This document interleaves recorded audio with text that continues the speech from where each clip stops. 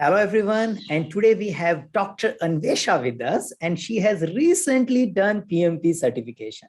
And we will learn about PMP journey. But before that, we will know a little bit about Anvesha, and then probably I'll start asking about the preparation and some advices which all of us can take from her journey. Go ahead. You introduce yourself. Hi everyone. So this is like Sakit said, I'm Dr. Anvesha Mukherjee. I'm a consultant. I am into consulting, and I have been managing projects for the last 5-6 years. I have done my PhD in change management, and that is also my area of consulting.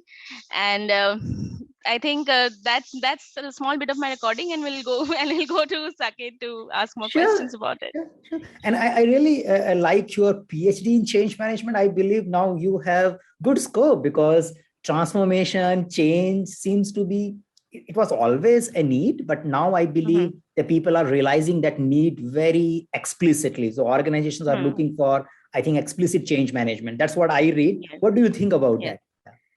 I think it's very important. Project management and change management always goes side by side. That is why you have projects, because you have a change. You are going to manage the change. That is why you include a project, and then you start with the overall change. And now we also have that small chapter in Agile Practice Guide for Change, which is what I do exactly. Even managing the entire organizational culture, and striving to understand what the culture is about, how to change the structure, and how to help them, with through projects, basically through training projects, I would say. So I'm more Mhm. into capability training, and then helping them manage the change through training their employees. So I think that is very important, and And very closely related to project and project management. yes, yes. And I see in the new exam that I have been teaching PMP for a while. I did my PMP in 2006, and more or less the content was same all the time. But now I see a Hmm. good focus on implementing the project results also, rather than just Hmm. producing the deliverable and saying we are done. And when you Hmm. talk about implementing the project deliverables, as our content always talks about training, adaptation, taking care Yes. of the cultural issues, the slow pace and the fast pace, and all those things has to be worked out. Good. Yeah, that's an interesting thing. So thank you for sharing some tips on change management. Okay, so I also see you are quite enthusiastic about this mental health stuff. Yeah, so I since I have been following you on LinkedIn as well. So what do you think, like what kind of a challenges you feel that working professionals might be facing in today's world on the mental health side?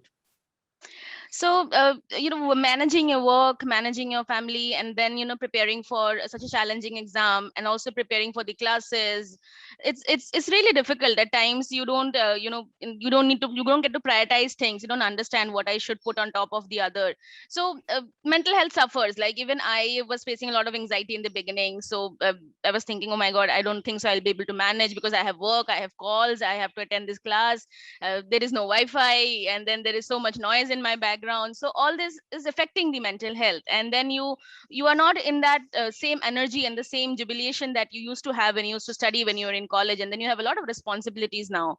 So this Mhm. is one thing, I always talk to my peers and my colleagues also about. So I really believe that you should you can do something all day. Maybe what I have started doing is, I have a watch, and my watch keeps on giving me an alarm that you should take out 1 minute and think about what are the things you want to do, or just breathe for 1 minute. So I've started doing that, and it has really helped. Specifically in the last 1 month of my PMP journey, it has really helped me maintain my you can say my sanity. So Uh, that is why I keep talking about that. I keep posting things which has helped me.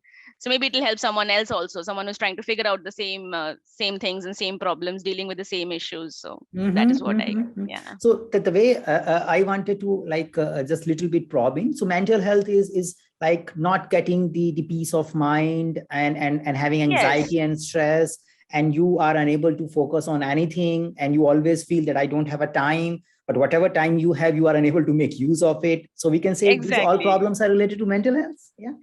See, mental health is a very broad term, so Okay. everyone has a different definition of mental health. I mean, it's not a small thing. It's for some people, it's a very huge clinical issue.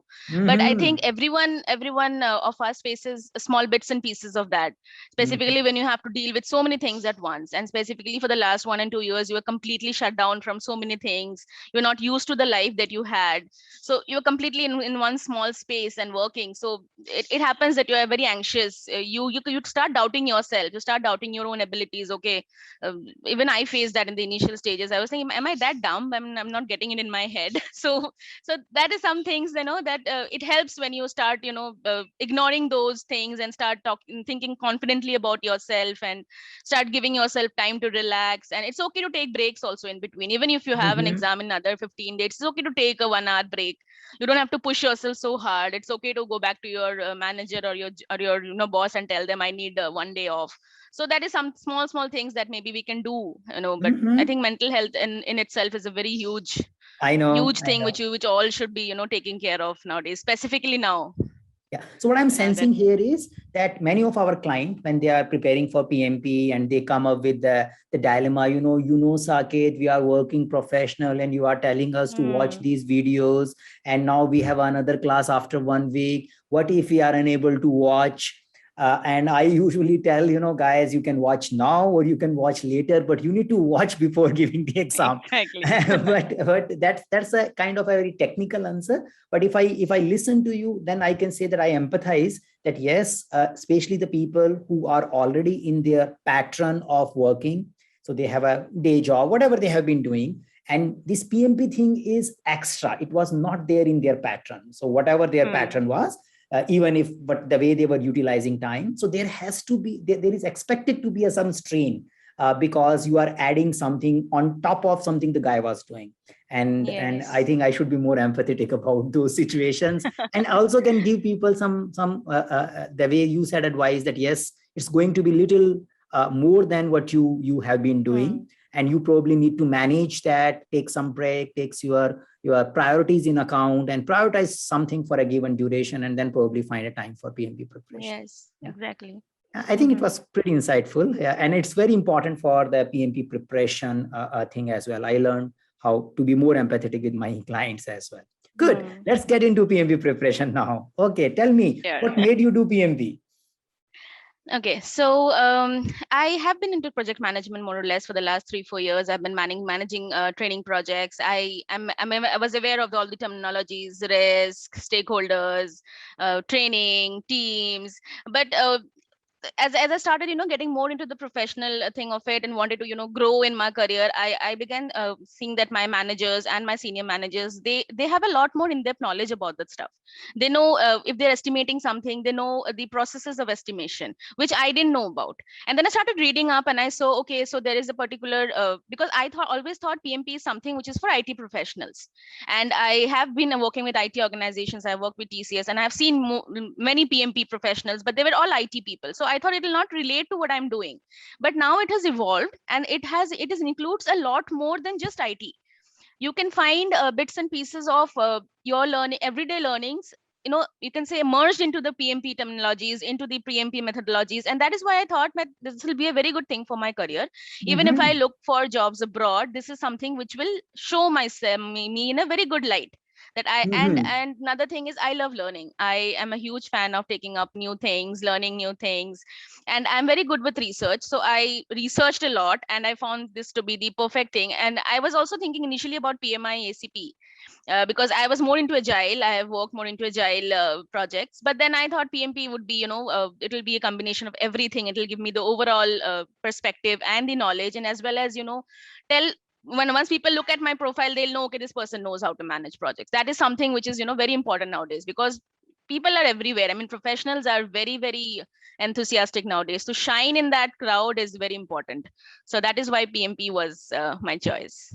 Okay, so if I pick up, and I think it's a little unique case, or I would say not unique, a small percentage of case, because we have a usual engineering background people, could be an Hmm. IT, could be non-IT, but usually engineering background, who have been doing Hmm. engineering projects, producing some tangible deliverables. Those kind of a crowd is the majority crowd which comes to our clientele base. But I do see Hmm. nowadays people who are working in a social sector. That's the kind of another inflow coming in, and the people who are into a training, change management, and transformation projects. So I can say that there are good amount of transformation Yes. work happening, Hmm. and those kind of individuals also started taking interest in the project management space. And I see you doing that. Yeah, so that's a good sharing. And I also understand it's more about excelling in the trade, differentiating yourself, and learning something which might not be very structured way coming to you, because you might be more into execution space, might be running the things, but how the strategy of that project, how the overall roadmap milestones got derived, you may not be getting a clear idea how that all thing is happening, and you decided to do PMP for getting insight into it. Yes, absolutely. Good. So tell me us about your preparation. You decided to do PMP, and many times people may say it's too much and it's a technical guy's job. I know you are research oriented. Your PhD tells about that, so I understand that you can take that challenge. But how your preparation went? Yeah. Okay, so I started in January. I looked for the prep courses, and I took up a course in Udemy. I didn't complete the course. I was very enthused at the time. I had all my notebooks prepared and everything. I stopped. I thought, okay, PMP is not going to help me, like you said. I mean, it's an IT thing. As more and more I started reading, and I thought, okay, it's not something which is going to help me. Then months passed. In June, again, I came across 2-3 articles, like you said, like business transformation. And I talked to some of my managers who have already done it. And I was again into that thing that, okay, I have to do. So the first thing that I did was I completed my 35 hours prep and I registered for the exam. I took a date 3 months in advance. It was in June, and I took a date for 1st October for initially. And I thought I'll give myself 3 months because I don't know, anything might happen. I have very crazy weeks. I might get into a lot of calls and everything, and I not be able to study. And I'm very thorough. I am usually very thorough with stuff. So I knew I'll take some time, and unless I have the confidence, so I will not get into it. So I took the date and I started reading. So I started reading PMBOK first initially. I didn't understand anything. I read people's comments that PMBOK is very dry, and I said, it's okay, I will be able to understand, super confident in my abilities. Okay, I'll be able to understand. I did not understand. Then I looked upon some other small, easy books, and I started topic wise. So I reached CPM. Initial topics are a little bit easy. Project, what is project, and those are some things which you can understand. I reached CPI and I couldn't understand it. Critical path. What is critical path method? Because we don't work that way.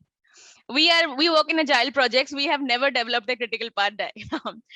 And I chanced upon your video, and I think that was luck, because the same day you had your session starting, and I decided, okay, there is nothing else that can help me, and I just registered for it. I didn't think much, because if I think, then again I'll start researching. So I didn't think, I registered, and I think that was something which has really, really helped me. I really needed that structure to form, and the videos that you kept saying, have a look at the videos, that was the structure that I needed. You have the book, but unless you have someone, telling you what it is, it doesn't get into your head. Maybe because we are people who are from 90s, we have teachers sitting on top of our heads and telling us, okay, this is this. And that was the structure that I needed. I think that was, after I completed that, I attended mocks, and then I guess my journey started. And then you end up doing before 1st October. Yes. So I by August, I felt I think another month is enough. And I rescheduled my date, and I took it for September. I think if I wait more, I'll go crazy. So it's okay that I completed the sessions on 14th of August, our classes, and I registered. I initiated the date. I said, okay, I'll take another 1.5 months. I'll do the mocks, and then I'll appear for the exam. And it's also so very unusual. We have people rescheduling for the later date. I have not interviewed anyone, in my understanding, who has rescheduled it for an early date. So that's a little unique thing. And that's what I'm picking from you. Everybody has a unique style. Someone will be like the way you did is that you wanted to have your target in advance, you book the date, and that's how you wanted to motivate yourself. And you also understand I'm a little thorough, I need more time. So it's okay. Like in general, we should not follow someone else. Sometimes you ask how much time it will take to do a PMP. Oh, this guy has done in a 1 month. Will it take 1 month to me, or will it take 1 year to me? So one has to see their own approaches. There are people who are detail oriented. There are people who can live with ambiguities and says, I'm okay if I don't know 50% thing, but remaining 50%, I will go and give the exam. Yeah. So there are people, and there is nothing right and wrong, but there are individuals, and you may take those particular things. Okay. Yeah. I can sense the traditional project management was a little heavy for you. So be it, so I can understand, I can sense the critical path.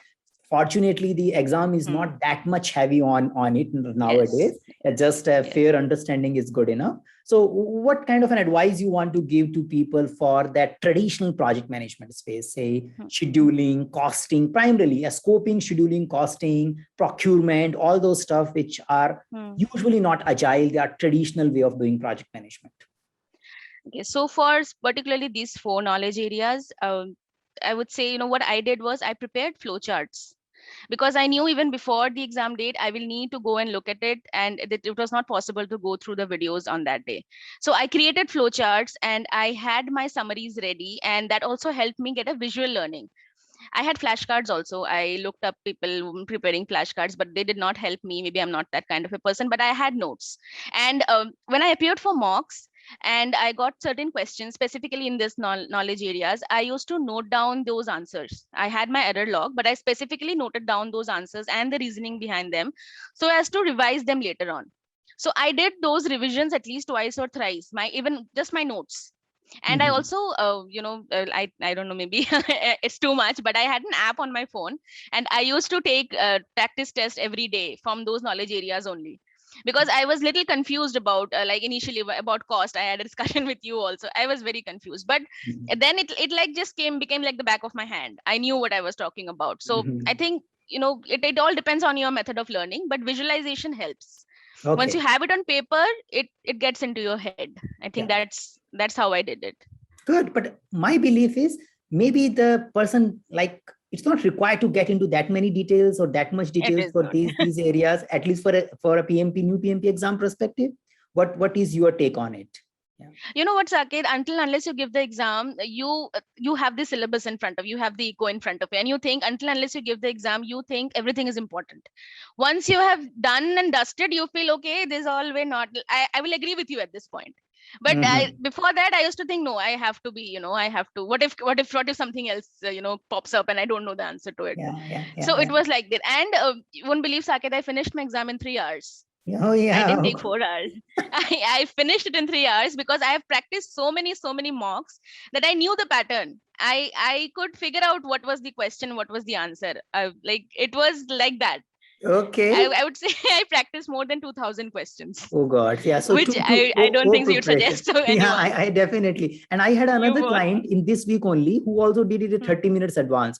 And I have most of our, all of our clients who have given exam from January till now, everybody is getting above target in all 3. And I don't take these things as a positive thing. I think our clients are doing too much preparation. You don't have to.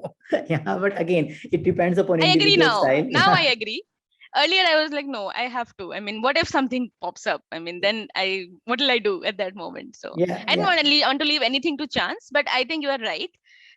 Once you have that, that frame of mind, and what agile is, what traditional is, and you understand what is servant leadership, I think you are good to go with the exam. You don't need to be that thorough and do all those.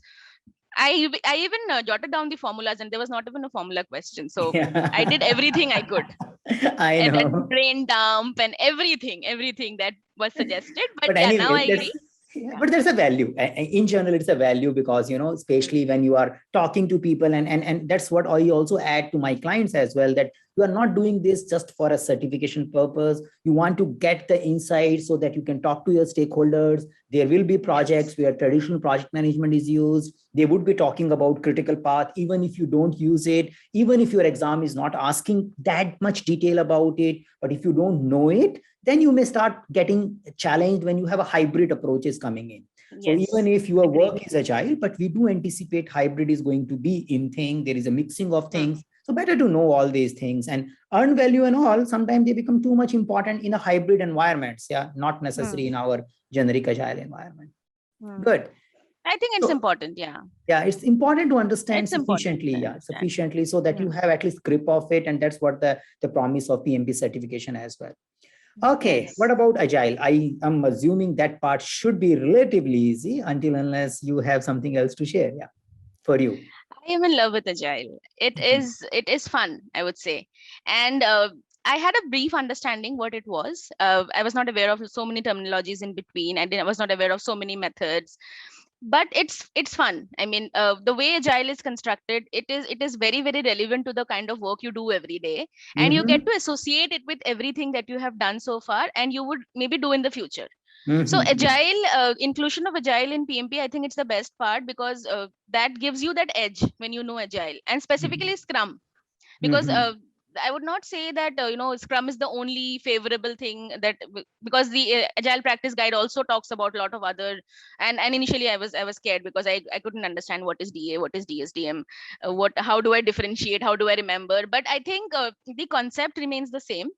And agile is, like you said, 70-80% is agile. And you once you start relating that to traditional project management, the entire picture becomes whole, I would say. Then Mm-hmm. you are set for it, because it is not that traditional is different and agile is different. They both have some parts which are merging with each other. And when you get to understand that in your head, I think then you are ready for your exam. At least that is what I felt when And I I could believe, think and yeah, and visualize I it. believe, that that's the target of a PMI for PMP certification. Because from my side, the way I see is, there are so many agile programs. There was traditional project management. What is the unique in doing PMP? So it is something focusing on, okay, we need to get things done, and there are multiple ways of doing it. And sometimes you have a mixing of those ways. You need to understand, how do I work with the different approaches at a different point in time, maybe in the same project. So that part, and having that, the way you said that in your in one's head, when you can relate with them well, you are not afraid of, oh, what should I do in agile and what should I do it in non-agile mode. You know that, okay, the purpose of managing change is managing integration and stakeholder expectation. So it is not about that in agile I need to raise a change request, or in non-agile I need to change request. Whenever the stakeholder expectation might get question marked, I need to have an agreement, and change management might Exactly. be the process of achieving it. If the stakeholder has already given some areas where they understand things are going to evolve, I don't have to do a change management or a change request Right. management there, be it agile or be it non-agile space. So yeah, but that holistic approach, I think, is something which is the PMP certification program. Yes, Good. absolutely. Yeah. So final leg about people. So I got your point. You were saying that, the servant leadership and the ability to facilitate, and that seems to be the mindset. Any other advice you want to give for dealing with people and the people domain space for doing PMP? So the people part of PMP is the ideal people management. So when you have worked in an organization, you know in your head, like, this is the ideal situation, and that is what PMP talks about. If you know that situation, you will be able to answer your questions, because we all know what is the ideal situation in our minds. We all are righteous, we have our values, we know this is the value. And even if your organization doesn't support it, you know this is how it should be, and that is what PMI supports, is what I understood. So if you Okay. get that value in your head, you are done. I mean, that is I think the best part, the people part, and which has the, I mean, 42% is with for people part, and that is like the most easiest section, I would say. That is Mm-hmm. all on PMI values, and that is something which you all have. We all Okay. know that this is how it should be done. That's interesting. I really like the way you put it. So it's like that when you have a people domain thing, one should think ideally a manager or a project manager should do this. And that's the answer. Don't get into what my manager is doing or what I Yes. end up doing. Yeah. So at least I believe, don't even think of your manager. Then you are in a more trouble. So think of, maybe probably, if I have all supporting environment, how probably I will act. Yeah. And even if I may have some constraint right now which might make me act differently, but I know there is a value in acting in an ideal way. But yeah, because of something, I'm doing something else, but let's focus on answering the ideal way. Yeah. Exactly.